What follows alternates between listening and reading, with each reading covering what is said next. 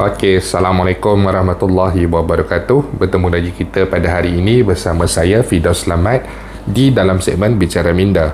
Jadi bagi yang baru pertama kali datang untuk menonton, seperti biasa saya ucapkan terima kasih banyak-banyak. Saya mohon jasa baik anda untuk subscribe bagi yang masih belum subscribe, dan juga bagi yang dah subscribe, saya mohon anda untuk kongsikan video ini kepada rakan-rakan dan juga ahli keluarga anda.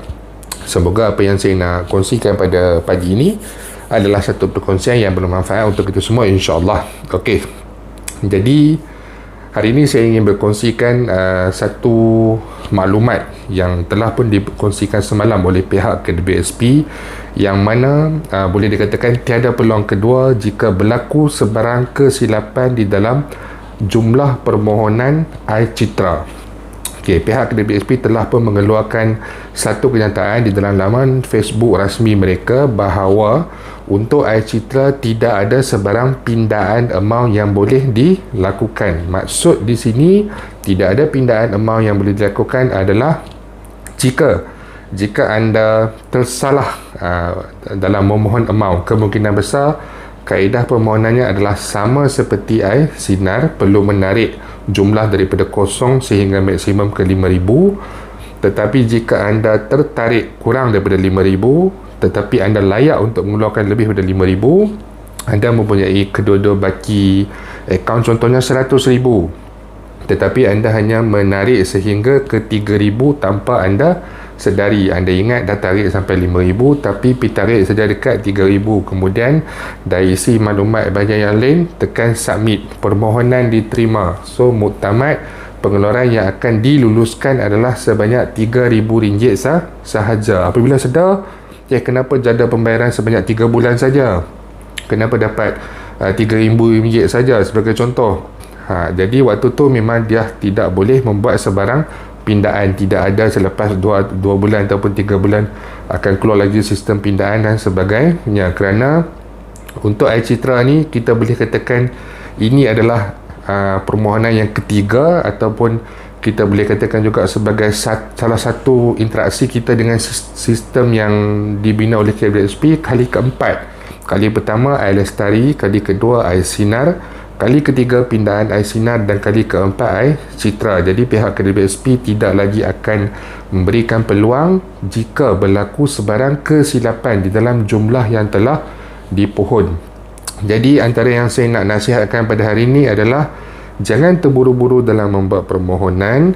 Yang pertama, pastikan anda membuat permohonan dalam keadaan yang relax. Jangan buat dalam proses dalam waktu nak pergi kerja, jangan buat semasa memandu, lagi bahayalah, tak boleh lah.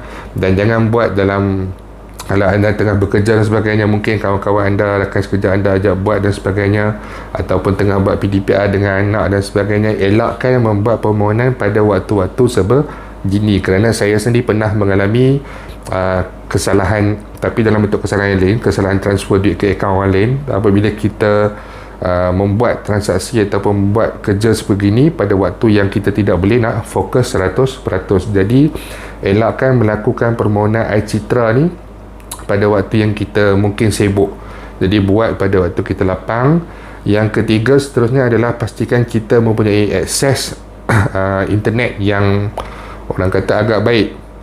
Kalau kata line kita di kawasan perumahan kita, line telefon sebagainya tidak berapa cantik dan sebagainya, mungkin kita boleh ambil sedikit masa keluar mungkin pada waktu pagi dan sebagainya, cari kawasan yang mempunyai liputan yang lebih baik dan buat permohonan air citra. Permohonan air citra ni boleh dibuat melalui komputer, laman web air citra, ataupun boleh buat juga melalui penggunaan telefon bimbit. Boleh saja diakses ke mana-mana dan asalkan anda mempunyai liputan internet. Dan saya lebih nasihatkan anda untuk memastikan anda mempunyai liputan internet yang agak baik. Kita takut tiba-tiba kita dah mohon dah 5,000 dan sebagainya, tiba-tiba bila submit internet lost connection, dan mungkin ada beberapa perkara yang boleh menyebabkan permohonan kita macam ada error, tetapi lalas permohonan terima, amount tidak ada. Mungkin benda ni pernah terjadi dalam air sinar. Ada juga yang waktu buat pindaan dan sebagainya, internet terputus dan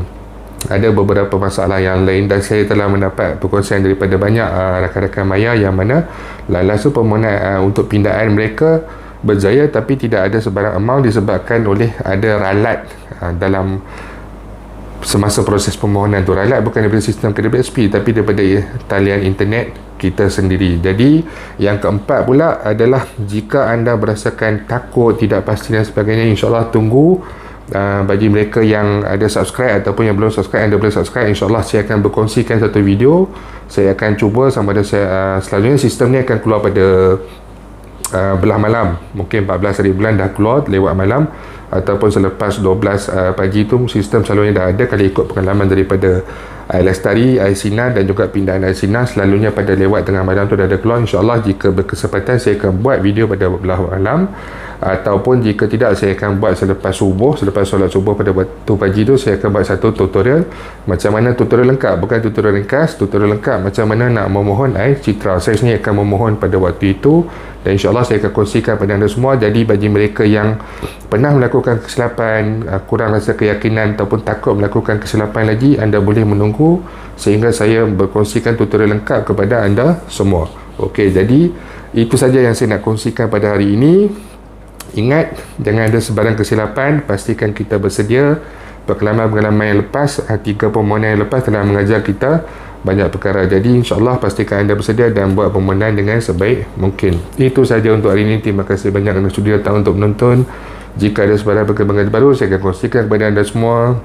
Jika ada sebarang persoalan, komen, pandangan dan sebagainya, boleh utarakan di ruangan YouTube saya ataupun di ruangan Facebook saya. InsyaAllah saya akan balas. Sekarang saya kurang sikit dapat respon kerana ada masalah dengan saya punya desktop. Jadi saya masih dalam proses repair dan sebagainya disebabkan bekerja dan sebagainya. InsyaAllah mungkin dalam esok ataupun lusa selewat-lewatnya saya boleh datang balik kepada anda lah untuk menjawab persoalan dan sebagainya lah. Itu saja untuk hari ini. Terima kasih banyak. Jangan lupa untuk share, jangan lupa untuk subscribe. Assalamualaikum warahmatullahi wabarakatuh.